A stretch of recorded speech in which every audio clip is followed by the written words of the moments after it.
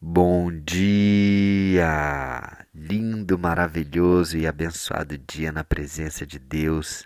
Estamos no dia 587 do projeto Bíblia para Iniciantes. Vamos continuando aqui essa carta de Paulo a Timóteo, a primeira delas, capítulo 2, né? Nós já lemos os 4 primeiros versículos, onde Paulo aqui exorta a prática de orações, de súplicas, de intercessões a todos os homens, mas principalmente às autoridades, né? E principalmente a autoridade máxima dos reinos das nações, né?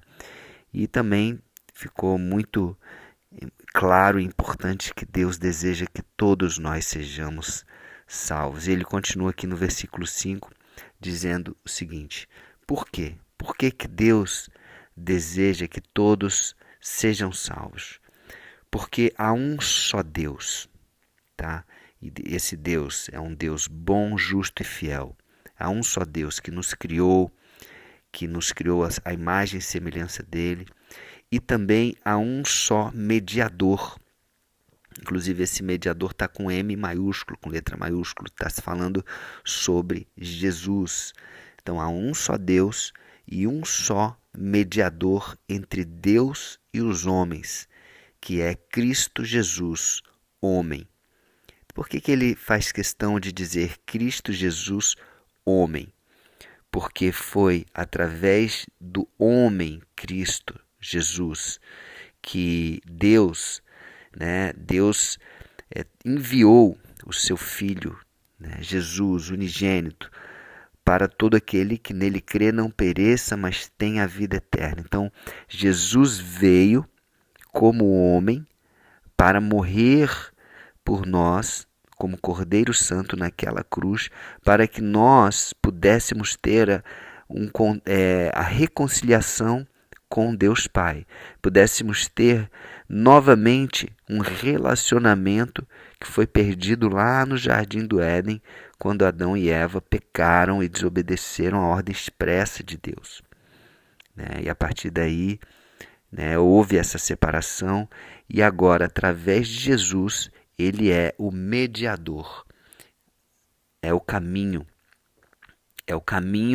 para encontrarmos, para nos relacionarmos com Deus. Só através de Jesus nós conseguimos ter este relacionamento restabelecido. Ele é a imagem do Deus invisível.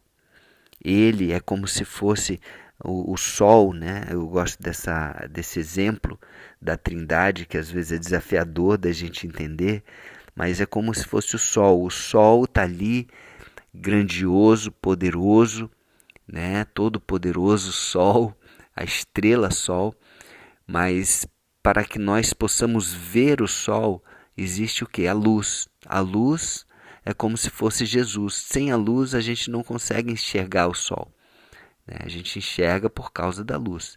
E o Espírito Santo é como se fosse a energia, o poder do sol, né? Trazendo energia, trazendo força para as nossas vidas, né? Para todos que necessitam de energia, que os seres vivos. Então, da mesma forma, o Espírito Santo hoje ele é aquele que atua, que nos capacita, que nos fortalece, e através de Jesus a gente consegue ver Deus, a gente consegue acessar Deus, nos relacionar com Deus. Amém? Então é isso que ele diz aqui: um Deus e um mediador. 6. O qual, versículo 6, o qual a si mesmo se deu em resgate por todos. Então Jesus se deu, ele se entregou, ninguém tirou a vida dele, ele mesmo se entregou em resgate por todos, resgatando as nossas vidas da prisão, da escravidão, do pecado. Então ele veio e pagou com um preço de sangue para nos libertar dessa prisão, dessa escravidão, dessa separação de Deus. E ele diz: testemunho este que se deve prestar em tempos oportunos.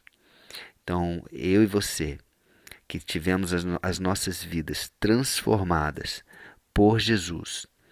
Temos de testemunhar. Esse deve ser um testemunho que deve ser prestado, que deve ser compartilhado nas oportunidades que nós tivermos, nos tempos oportunos.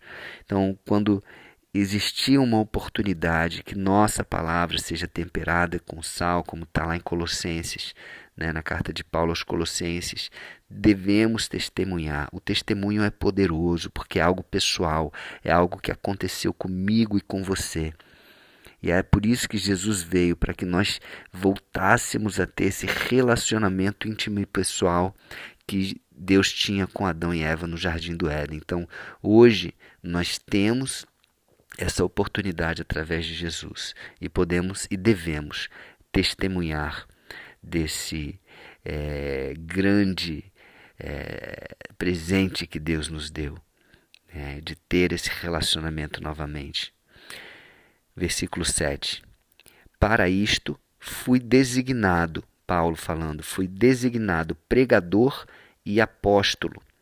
Afirmo a verdade, não minto, mestre dos gentios na fé e na verdade. Então Paulo ele recebeu essa missão pessoal. E cada um de nós temos uma missão, devemos buscar isso em Deus. Que missão é essa, que nós temos? A missão pessoal de Paulo foi essa. Ele foi designado, ele foi comissionado para pregar e abrir igrejas, abrir frentes, levar a palavra de Deus, principalmente para os gentios, ou seja, aqueles que não eram os judeus.